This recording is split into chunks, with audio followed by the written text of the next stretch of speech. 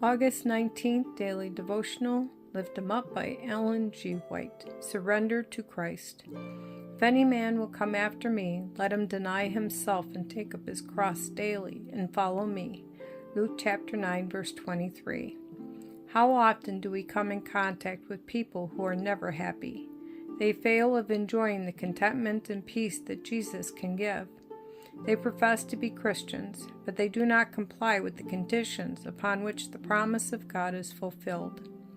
Jesus has said, "Come unto me, all ye that labor and are heavy laden, and I will give you rest.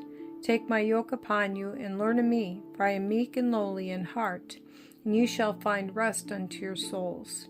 For my yoke is easy, and my burden is light." The reason why many are in a state of unrest is that they are not learning in the school of the Master. The submissive, self-sacrificing child of God understands by experience what it is to have the peace of Christ. True followers of Christ know that they must take his yoke, share his trials, carry his burdens, but they do not feel like complaining. For the meekness and lowliness of Christ makes the yoke easy and the burden light. It is love of selfish ease, love of pleasure, your self-esteem, self-exaltation that prevents you from learning the precious life lessons in the school of Christ. It is the Christian's duty not to permit surroundings and circumstances to mold him, but to live above surroundings, fashioning his character according to the divine model. He is to be faithful in whatever place he is found. He is to do his duty with fidelity, improving the opportunities given him of God, making the most of his capabilities. With an eye single to the glory of God, he is to work for Jesus wherever he may be. We are to surrender the will, the heart, to God, and become acquainted with Christ. We must deny self, take up the cross, and follow Jesus.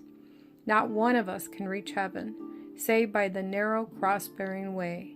But how many wear the cross as an ornament on the person, but fail to bear the cross in practical everyday life? How many profess to be servants of Christ, but how loath are they to bear reproach and shame for his sake? The cross is not to please self. It lies directly across the path of the pleasure lover and cuts through our carnal desires and selfish inclinations.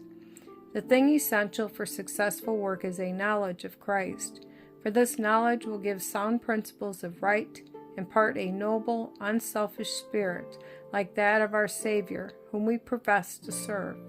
Faithfulness, economy, caretaking, thoroughness should characterize all our work, wherever we may be, whether in the kitchen, in the workshop, or wherever we may be stationed in the vineyard of the Lord.